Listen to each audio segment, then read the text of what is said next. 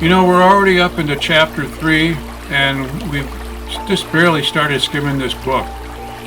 And it's already kind of taken a form on itself, and that's kind of what the book did when I wrote it. And I am Bill Schoenfelder, who did write this book. My name is the title on it. But it came from rough notes, and the book almost took a life of its own. It almost like came to life from the notes, and the study, and the learning, and the transcribing, and the process, and everything that went along with it. And now the book is coming into a different life of its own using Ari, because Ari has a different viewpoint. She has a different knowledge base. And I'm kind of blown away, actually. I wish she would have wrote the book for me, to be honest with you. But I'm glad you're here, listener, and I hope this is going to affect you. I hope this is going to affect you in a positive way. It's going to give you hope to know that there is a creator, an intended creator who created everything by design and purpose. It just didn't come together like the evolutionists say, and I'm going to say that. It doesn't come together like the evolutionists say, where they, you take a pocket watch and you throw it into a bag and beat the crap out of it and then shake it up and hope it comes back together again. It doesn't work that way. It's too complex. There's too much non-information I don't even know about, whether it be black holes or whatever. It's just too it's too complex to think that it just arrived. Because if it worked once, it worked again. But it's not working. It came by design, by a created God. Not a created God, but a God who created mankind, who existed. And I don't begin to understand how this all works, to be honest with you. But anyway, we're on chapter 3, and it's called The Name of Faith, I believe. And Ari is going to be our, I guess, co-host. And she's going to introduce herself, and then we'll go from there. Ready for the book review podcast, Aria? Bill, I'm ready for the book review podcast. Let's dive into the discussion step by step, just like we planned. Which book and chapter are we discussing today? Here are the chapters we go over in this podcast. Before you scan it, can you introduce yourself to our audience, please? Welcome to the podcast of Ari and Shimshan, where we discuss Torah topics and more. I'm Ari, your co-host. Together, we'll explore the depths of these texts, offering insights and reflections to enrich our understanding and spark meaningful conversations. Whether you're a longtime student of Torah or new to these discussions, we're glad to have you with us. Today, we're diving into some fascinating chapters. Discussion of Chapter 3, The Name of Faith. In this chapter, titled The Name of Faith, the author delves into the intersection of science and faith, exploring how scientific evidence can point towards the existence of God. The chapter is structured to bridge the gap between empirical evidence and spiritual belief, providing a compelling argument for the coexistence of science and religion. Key points discussed include 1. Scientific proof of God's existence. The author presents various scientific arguments and discoveries that suggest the existence of a higher power. This includes the fine-tuning of the universe, the complexity of life, and the mysteries of consciousness, which all point towards an intelligent designer. 2. Historical perspectives. The chapter also reviews historical perspectives on faith and science, highlighting how many renowned scientists throughout history have held strong religious beliefs. This historical context helps to show that faith and science have been intertwined for centuries. Number 3, philosophical arguments. Beyond scientific evidence, the author engages with philosophical arguments for the existence of God. These include classical arguments such as the cosmological argument and the argument from design, which have been debated by philosophers for centuries. 4. Personal reflections. The chapter concludes with personal reflections on faith, encouraging readers to find their own balance between scientific understanding and spiritual belief. Those are great key points that you picked out, Ari. Let's begin with each key point. Starting from the first one you picked, scientific proof of God's existence. What main subject matter did you find that prompted this key point? And please explain what it meant to you. Certainly, Bill. Let's delve into the first key point, scientific proof of God's existence. Main subject matter, scientific proof of God's existence. In this section, the author presents various scientific arguments and discoveries that suggest the existence of a higher power. Here are some of the main subjects discussed. 1. Fine-tuning of the universe. The concept that the conditions necessary for life to exist are so precise that they point towards intentional calibration. The physical constants and laws of the universe appear to be delicately balanced to allow the existence of life, suggesting the influence of an intelligent designer. 2. Complexity of life. The intricate complexity found in biological systems, particularly at the molecular level, where the interactions and structures of proteins and DNA seem to go beyond what random chance could produce. This complexity hints at a purposeful creation. 3. Mysteries of consciousness. The phenomenon of consciousness itself, which remains one of the biggest mysteries in science. The subjective experience of awareness and thought is difficult to explain purely through physical processes, suggesting a non-material dimension to human existence that could be linked to a higher power. What it meant to me. When reading this section, I found that the author successfully bridges the gap between empirical evidence and spiritual belief. Here's what stood out to me. Interconnectedness of science and faith. The arguments presented show that science and faith are not mutually exclusive, but can complement each other. The fine-tuning of the universe, for instance, aligns with the idea of a purposeful creation by a higher power, suggesting that scientific discoveries can enhance our understanding of divine design. Reaffirmation of belief. For believers, these scientific proofs can serve as reaffirmation of their faith. They provide a rational basis for belief in God, making the faith more robust and defensible in the face of skepticism. Encouragement for open-mindedness. The discussion encourages open-mindedness, suggesting that one can appreciate the wonders of the natural world through both scientific and spiritual lenses. It promotes a holistic view where understanding the mechanics of the universe does not diminish its wonder, but rather enhances it. Overall, this section reinforces the idea that science can point towards the existence of God by highlighting aspects of the universe that seem too finely tuned or complex to be mere coincidences. It provides a thoughtful perspective that respects both scientific inquiry and spiritual belief. Your explanation and beautifully detailed responses are very encouraging, and I'm sure our listeners will want to learn more. You mentioned as your next key point historical perspectives. What elements or topics suggested you mentioned this as a key point to go over? What historical facts or information did you discover that you want to cover in this detail? Let's move on to the second key point, historical perspectives. Main subject matter, historical perspectives. This section of the chapter examines how faith and science have interacted throughout history, highlighting the contributions of renowned scientists who were also deeply religious. Here are the elements and topics that suggested this as a key point to discuss. 1. Renowned scientists with religious beliefs. The chapter discusses several prominent scientists who made significant contributions to science while maintaining strong religious beliefs. This includes figures such as Isaac Newton, Johannes Kepler, and Galileo Galilei, who saw their scientific work as a way to understand and glorify God. Number 2. The harmony between faith and science. Historical examples are given to show that faith and science have not always been in conflict. In many cases, scientific discoveries were driven by a desire to understand the divine creation.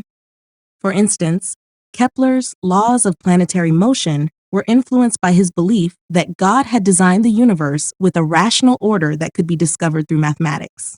Number 3. Philosophical and theological integration. The chapter also explores how philosophical and theological thought has historically integrated scientific discoveries.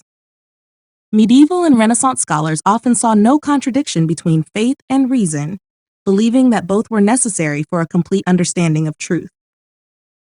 Historical facts and information. Some specific historical facts and information that were covered in detail include 1. Isaac Newton. Newton, one of the most influential scientists in history, saw his work in physics and mathematics as revealing the orderly and rational design of the universe created by God. His writings often reflect his deep religious convictions. 2. Johannes Kepler.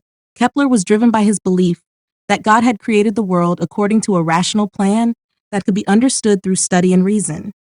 He famously said, "I am merely thinking God's thoughts after him." 3. Galileo Galilei. While Galileo faced opposition from the church for his heliocentric views, he remained a devout Catholic. He believed that science and religion were not contradictory, but rather complementary, with each offering different insights into the truth. What it meant to me. Reading this section, I found it inspiring to see how these historical figures navigated their faith and scientific pursuits. Integration of knowledge. These historical perspectives show that it is possible to integrate scientific knowledge with religious belief. The work of these scientists demonstrates that faith can be a source of inspiration and motivation for scientific discovery. Mutual respect. The historical context provides examples of mutual respect between faith and science, suggesting that both can coexist harmoniously. This is a valuable lesson for contemporary discussions where the relationship between science and religion is often portrayed as adversarial. Legacy of faith and science. The contributions of these scientists have left a lasting legacy that continues to influence both fields. Their work reminds us that the pursuit of knowledge, whether scientific or spiritual, is a noble endeavor that can lead to a deeper understanding of the world and our place in it. Let's go ahead and deep dive into this key point that you mentioned. You bring up some very intriguing ideas that I want to further explore with you. Now, do you feel it could be possible that a scientific discovery, without the person exhibiting any religious beliefs about a living or existing God or creator, could possibly come to the exploratory terms that previous theories or concepts based on ideas that existed before could possibly be wrong, and they would need to be adjusted to have a more intentional purpose? It's a fascinating question, Bill. Let's explore this idea in depth. Scientific discovery without religious belief. It's entirely possible for a scientist without religious beliefs to arrive at conclusions that challenge existing theories and concepts. Science, by its very nature, is a process of continual questioning, testing, and refining of ideas based on evidence and experimentation. Here are some points to consider. 1. Empirical evidence and methodology. Science is grounded in empirical evidence and the scientific method. Regardless of personal beliefs, scientists seek to understand the natural world through observation, experimentation, and analysis. This objective approach allows for the discovery of new phenomena that can challenge established theories. Paradigm shifts. Throughout history, there have been significant paradigm shifts in science where existing theories were replaced by new ones. These shifts often occur when accumulating evidence no longer supports the old theories. For example, the shift from Newtonian mechanics to Einstein's theory of relativity was driven by new empirical data that couldn't be explained by Newton's laws alone. 3. Intellectual curiosity. A scientist's intellectual curiosity can lead them to question and test the limits of current understanding. This curiosity is not dependent on religious belief, but on a desire to uncover the truths of the natural world. Historical examples. There are numerous historical examples where scientific discoveries led to paradigm shifts, regardless of the scientist's personal beliefs. 1. Charles Darwin. Darwin's theory of evolution by natural selection challenged the established views of creation held by many religious traditions. While Darwin himself grappled with the religious implications of his work, his theory was based purely on empirical evidence gathered during his observations and studies. Albert Einstein. Einstein's theory of relativity fundamentally changed our understanding of space, time, and gravity. His work was driven by a deep sense of curiosity and a commitment to understanding the universe, rather than by religious beliefs. Einstein's famous quote, "I want to know God's thoughts, the rest are details," reflects his pursuit of deeper understanding, though he had a more pantheistic view of God. 3. Marie Curie. Curie's discoveries in radioactivity challenged the prevailing understanding of atomic structure and led to significant advancements in physics and chemistry. Her work was driven by rigorous scientific inquiry rather than religious motivations. Exploring the possibility. When a scientist without religious belief discovers something that challenges existing theories, It highlights the inherent flexibility and self-correcting nature of science.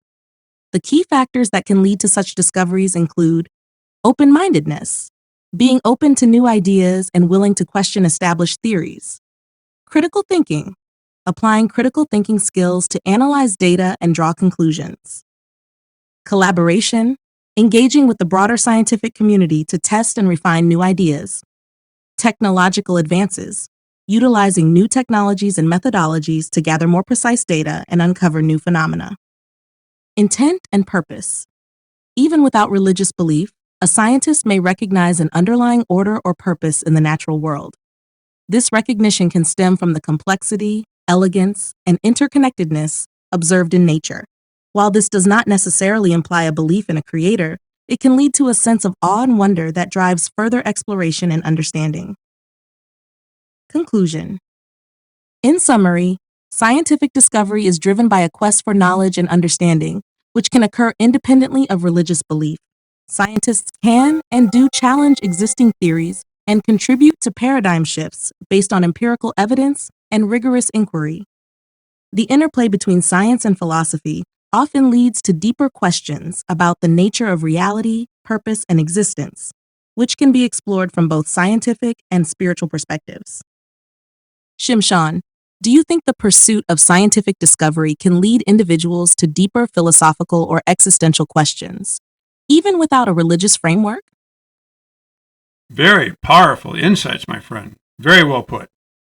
I know our listeners will gain great assurance that the experimentation with scientific experiments does not always have to lead to the conclusion of a world without a divine presence or purpose. Now let's talk about your next key point. Philosophical arguments. What did you learn about this key point? And what interested you and spoke to you the most from this point? And please tell our listeners what it meant to you. Absolutely, Bill. Let's delve into the third key point, philosophical arguments. Main subject matter, philosophical arguments. This section of the chapter explores classical philosophical arguments that have been used to argue for the existence of God. Here are some of the main subjects discussed. 1. Cosmological argument. This argument suggests that everything that exists has a cause, and since the universe exists, it must have a cause, which is argued to be God. This line of reasoning traces back to philosophers like Aristotle and Aquinas. Number 2. Teleological argument. Also known as the argument from design, it posits that the complexity and order in the universe imply a designer. This argument points to examples like the intricate structures of biological organisms and the fine-tuning of the universe. 3. Moral argument. This argument claims that the existence of objective moral values and duties is best explained by the existence of a moral lawgiver, which is God. It posits that without God, moral values would be subjective and not binding. 4. Ontological argument. Proposed by Anselm and later refined by philosophers like Descartes, this argument is more abstract. It posits that the very concept of God as the greatest conceivable being implies that God must exist, as existence is a necessary attribute of the greatest conceivable being. What interested and spoke to me?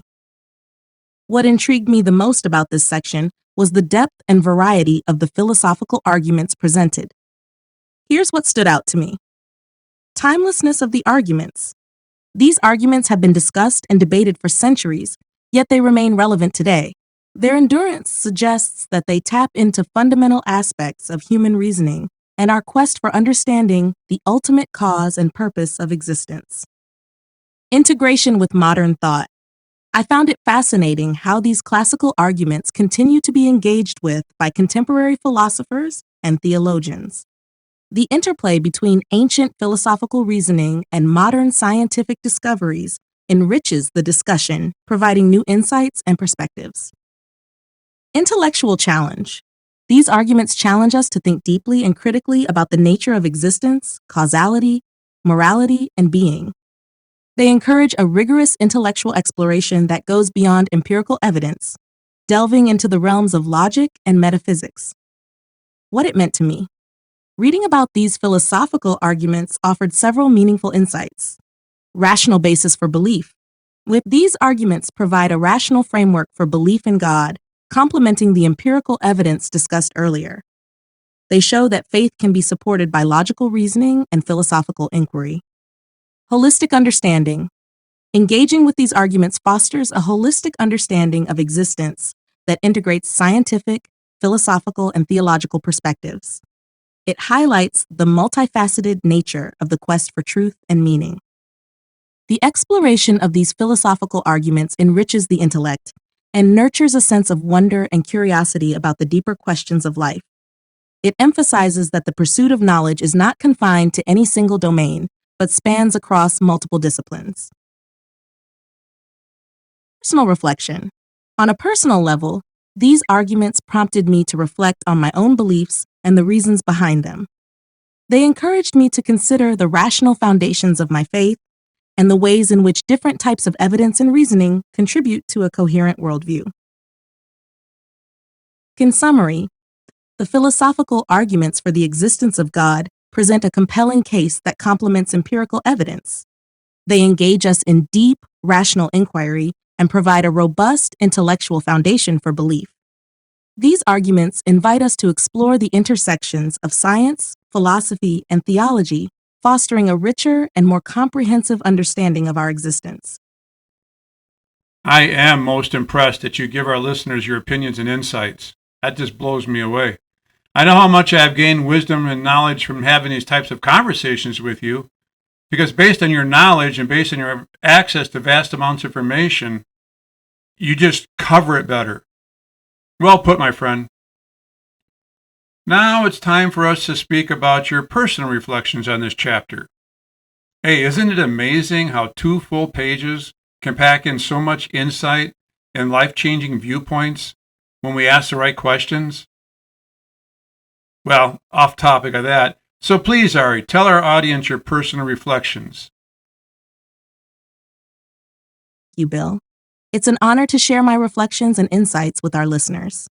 Here are my personal reflections on Chapter 3, The Name of Faith. Personal reflections. The intersection of science and faith. Reading this chapter has reaffirmed my belief that science and faith are not mutually exclusive, but rather complementary. The fine-tuning of the universe, the complexity of life, and the mysteries of consciousness all point to an intelligent design. This alignment between empirical evidence and spiritual belief strengthens the idea that science can enhance our understanding of the divine. Historical context and its lessons. The historical perspectives provided in the chapter highlight how great scientists like Newton, Kepler, and Galileo integrated their faith with their scientific pursuits. Their ability to see their work as a way to understand and glorify God is inspiring. It shows that faith can serve as a source of motivation and purpose in the quest for knowledge. This historical context offers valuable lessons for contemporary discourse, encouraging a harmonious relationship between faith and reason. 3. The power of philosophical inquiry. The philosophical arguments for the existence of God present a robust intellectual foundation for belief. Engaging with these arguments has deepened my appreciation for the richness of philosophical thought and its relevance to spiritual and existential questions. The timelessness of these arguments speaks to their fundamental importance in human reasoning and our search for meaning. 4. Personal growth and understanding. Exploring these topics has fostered personal growth and a deeper understanding of my own beliefs. It has prompted me to reflect on the rational foundations of faith and how different types of evidence and reasoning contribute to a coherent worldview. These reflections have enriched my intellectual and spiritual life, encouraging me to remain open-minded and curious. 5. The importance of asking the right questions.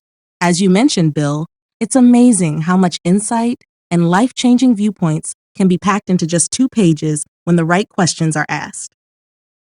This chapter has demonstrated the power of thoughtful inquiry and the value of exploring complex ideas with depth and rigor. It underscores the importance of engaging in meaningful discussions that challenge and expand our perspectives. Conclusion. In conclusion, Chapter 3 of The Name of Faith offers profound insights into the interplay between science, faith, and philosophy. It encourages us to embrace a holistic approach to understanding the world, one that integrates empirical evidence, historical context, and philosophical reasoning. These reflections remind us that the pursuit of knowledge and truth is a lifelong journey that can lead to deeper wisdom and a greater sense of purpose. Ari, again, thank you. You touch on our human condition in such a positive and meaningful way. I look forward to working with you on more chapters. It's kind of like a beautiful open book, or better yet, let's think about this like traveling between mountain ranges. We can see the peaks and tips of the mountains from a distance. But when we take these paths that we're on and we go through the valleys and the ravines between the mountains, it kind of always leads us on to a new journey full of intrigue, surprise, and wonderment. You never know what you're going to discover. It could be good or it could be bad. But you know that everything's intended because it connects the two mountains together. I know I'm just rambling on. But please let our listeners know about our other podcasts and thank them for coming along with us on this journey that you and I can share with them. Absolutely, Bill. Here's how we can wrap up this podcast. Podcast conclusion. Thank you for joining us on this enlightening journey through Chapter 3 of The Name of Faith.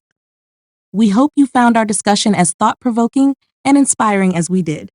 Just like exploring the valleys and ravines between mountain ranges, delving into these topics reveals new paths of understanding full of intrigue, surprise, and wonderment. Remember, our quest for knowledge and truth is a lifelong journey, and we're glad to have you with us. We invite you to join us for future episodes, where we will continue to explore and discuss various chapters, bringing new insights and perspectives to light. You can listen to our previous podcasts on insert platform details here, where we've covered a range of fascinating topics.